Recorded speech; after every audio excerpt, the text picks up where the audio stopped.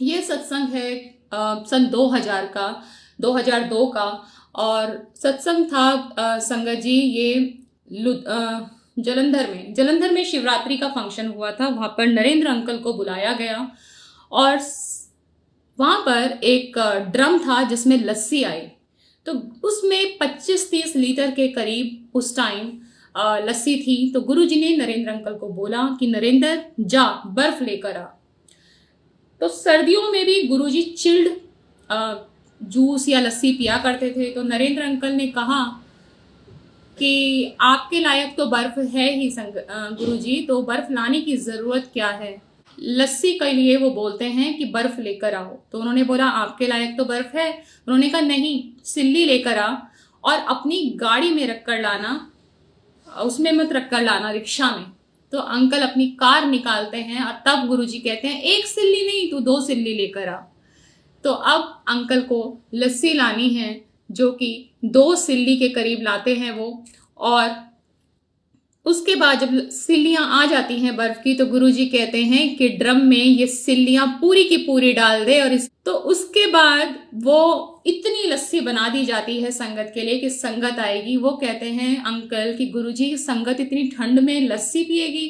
तो गुरुजी कहते हैं कि संगत सोच कर आएगी कि आज आशीर्वाद बेर का है, कि बेर चढ़ाएंगे और बेर खाएंगे तो आशीर्वाद मिलेगा। बट आज कृपा लस्सी से होगी, आज का भोग लस्सी प्रसाद है, जो ये लस्सी पिएगा उसी का ही कल्याण होगा। तो संगत जी गुरु जी के तारने के अपने तरीके हैं संगत को। जैसा मैंने बोला, उन्होंने बोला था 2% को ही मैं मुक्ति मोक्ष दूंगा, मेरी 2% ही संगत होगी, मुट्ठी भर संगत होगी, बाकी को तो मैं माया में रखूंगा। तो संगत जी रात के 8-9 बजे हैं, फरवरी का महीना है, हद से ज्यादा चिल्ड लस्सी के लिए आप किससे कहोगे। तो बहुत ही कम लोगों ने लस्सी पी, किसी ने बिल्कुल भी नहीं पी, किसी ने 5-6 ग्लासेस पी।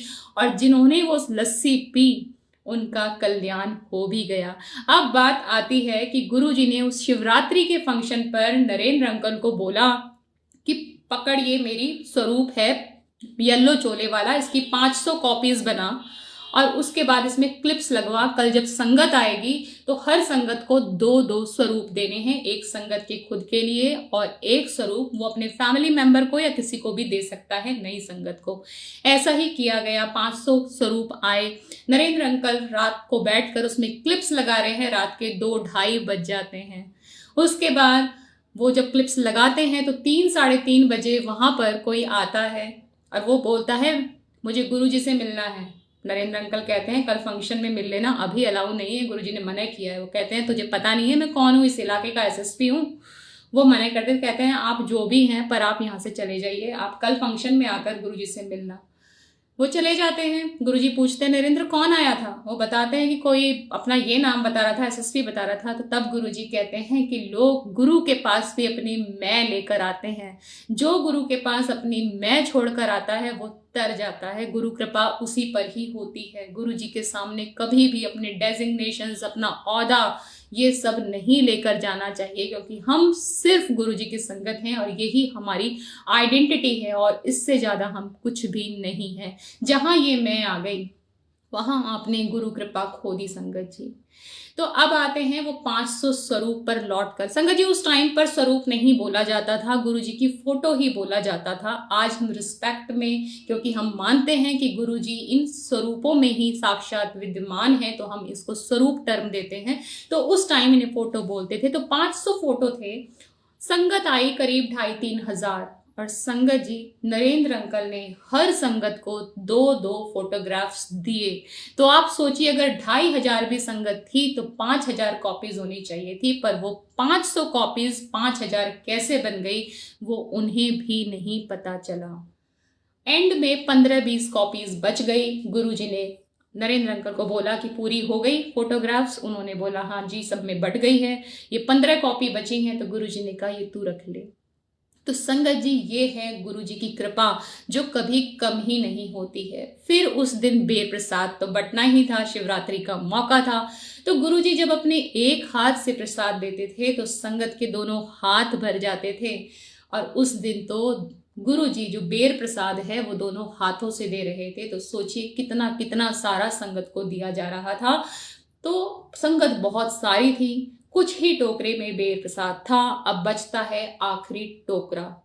700-800 संगत अभी भी बची हुई हैं। नरेंद्र अंकल को टेंशन हो रही है कि 700-800 संगत हैं, आखिरी टोकरा बचा है, गुरुजी भर भर के सबको दे रहे हैं। तो वो बब्बर अंकल से कहते हैं, जो गुरुजी के बिल्कुल बराबर में खड़े थे, कि बब्बर अंकल, गुरुजी को बोला थोड़ा कम कर दें, स्पीड कम कर लें। पर गुरुजी से कौन क्या ही कह सकता है, वो तो साक्षात परमेश्वर, उनसे तो सिर्फ अरदास की जा सकती थी। तो बब्बर अंकल ने गुरुजी से कहा, गुरुजी स्पीड थोड़ा कम कर दो। पर गुरुजी तो हमारे ईश्वर, गुरुजी ने कहा अरे, और उन्होंने स्पीड और डबल कर दी और डबल स्पीड से संगत को फिर से प्रसाद देना शुरू कर दिया।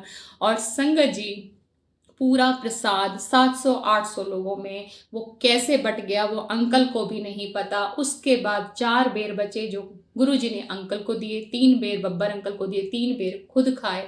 अंकल ने वो बेर अपनी पॉकेट में रख लिए। तब गुरुजी ने कहा, इसे पॉकेट में मत रख, ये हॉट ब्लेसिंग है, अभी के अभी खा ले। तो ये हॉट ब्लेसिंग क्या है? जो गुरुजी प्रसाद प्रकट करते थे ना, बेर तो बहुत कम थे, तो वो पैदा करते हैं, वो प्रकट करते थे, वो उस प्रसाद की क्वांटिटी बढ़ा दिया करते थे। वो हॉट ब्लेसिंग है जिसे तुरंत वहीं पर खा लेना चाहिए, ग्रहण कर लेना चाहिए, वो किसी अमृत से कम नहीं है। तो इस तरह से गुरुजी ने उस प्रसाद को हॉट ब्लेसिंग बोला।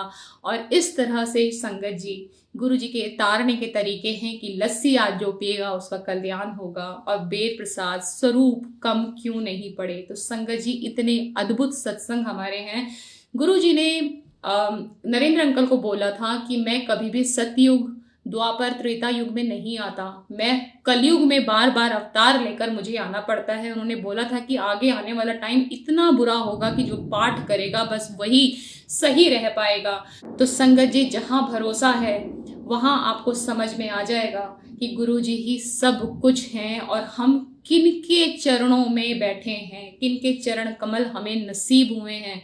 और जहाँ ये बात समझ में आ गई, वहाँ मांगने की तो कोई ज़रूरत पड़ती ही नहीं है। मैंने पहले भी बोला है, गुरु दरबार में जाके सिर्फ उनकी भक्ति मांगिए, उनसे बोलिए कि एक निगाह गुरुजी हमें देख लीजिए, हम उसी में ही तर जाएंगे।